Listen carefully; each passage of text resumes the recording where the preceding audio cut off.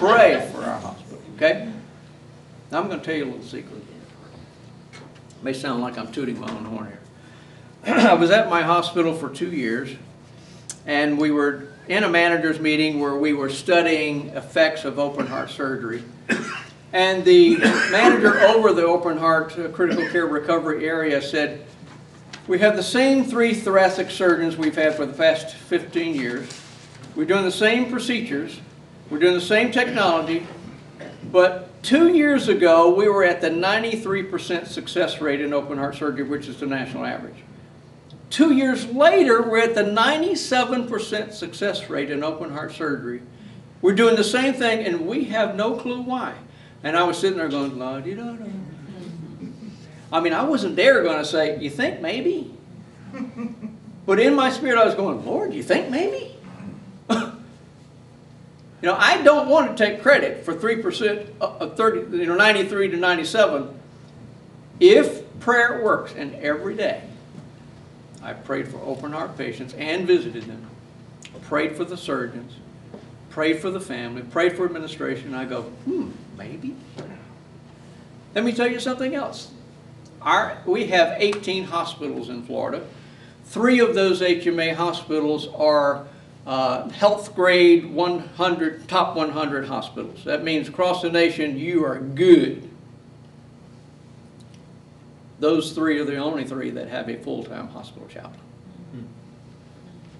Now, I'm not taking all the credit for that, okay? But I'm just saying, you think maybe? You think? There's something to do with that? There's some connection with bringing up. Did you know that all hospitals, way back when, were all started by churches and ministers? And somehow we got left out of the medical model, and we're just trying to get back in.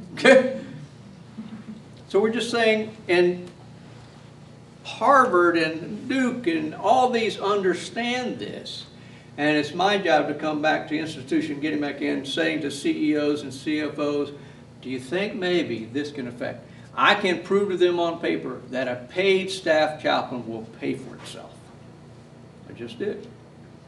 Did you know that sitting down as a chaplain, sitting down with a family who's got out the yellow pages for the attorneys and hot and mad, and I sit down in there and I go, I'm not here defending the hospital. I'm not here doing anything. What? Tell me. What's going on? How can I help? And they tell their story. When they get done, just thank you for listening. Everybody else wanted to defend the hospital. They had their hands on their hip, and they were going, oh, we're good and everything, and how could you call it that? And I said, tell me, what? When I leave, they close the yellow pages, and they go, thanks for listening. You can do that too. I'm just going to listen. I'm not going to defend the hospital. I'm just here. How can I help you? Tell me your story.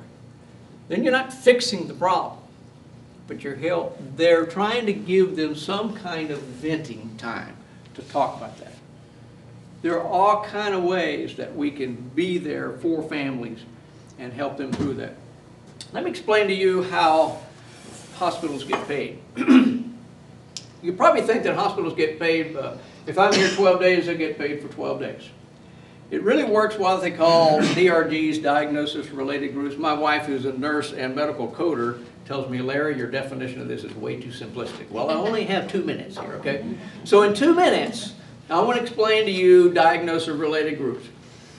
That if there was an open heart patient who had no other complications, the hospital would get paid by Medicaid, Medicare, VA, private insurance, 4 days.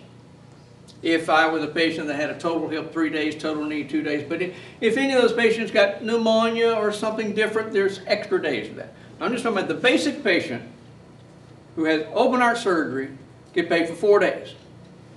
If you come in and pray for me, and I leave in 3 days, they still get paid for 4 days, right? Cha-ching. Right? That sound good? But if you don't come in and pray for me, and I leave in 5 days, I only get paid for 4 days. And I still pay for the nurse and the respiratory therapist and the food and the bed to be cleaned and all this stuff. But the patient didn't leave. The patient not ready to go in 4 days. Cha-ching. Right?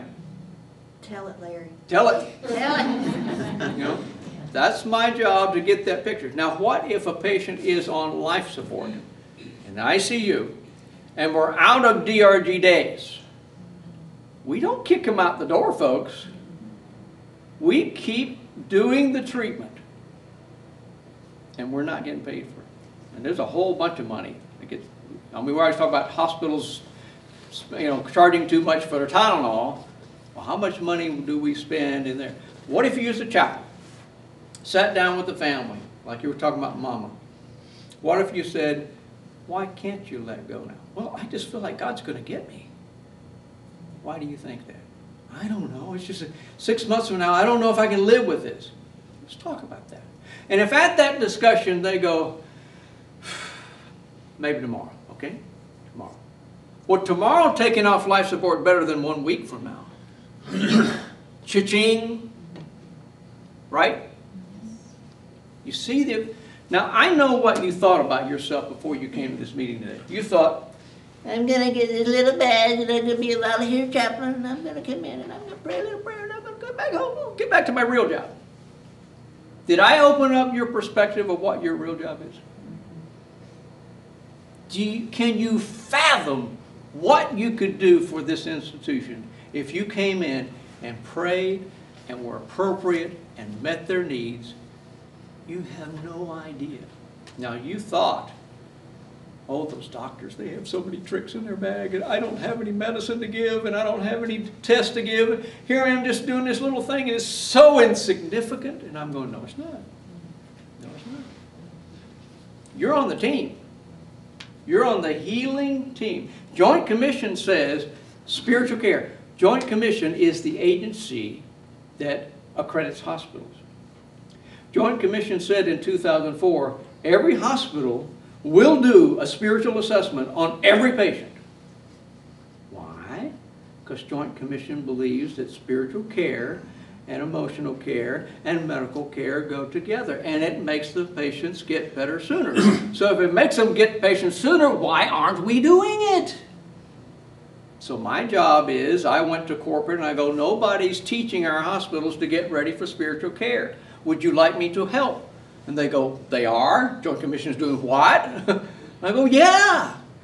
It's an important part. It's not a big part of the survey, but it's going to be. So let's get ready. So I'm like, look at how we're on the team now. We are part of the medical healing model. You have your place. You are just as important as the doctor, nurse, and respiratory therapists, and physical therapists, and dietitians who work all in this place as one. Without you, they aren't as good. Without them, you aren't as good as a team. So what we want to look at is how we can be a benefit for that. What is this program good for? It's good for the volunteer chaplain. It's good for the patient. It's good for staff. It's good for the hospital. First, the volunteer chaplain.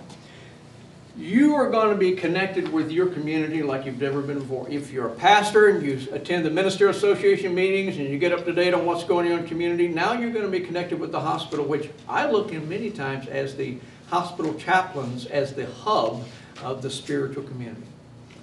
Because we're going to have chaplains meetings. And do you have Ministerial Association meetings that meet here? If not, why not? You know? No, there's not. There's not. It used to be a long time ago, but not anymore. This can be the hub, okay? You'll be connected. You give, 3-minute talks. Our hospital just got this new procedure. We just got this. We're going to be building this. We're going to be making this transition. And so you kind of be connected with that. And as a volunteer chaplain, much more. Oh, missed some. You'll learn about medical information, a little bit like you did today, and helps you and your family because now you'll understand advanced directives. You'll be able to help your church with that and just medical things. Again, don't become the expert. I mean, I'm dangerous how much information I don't know.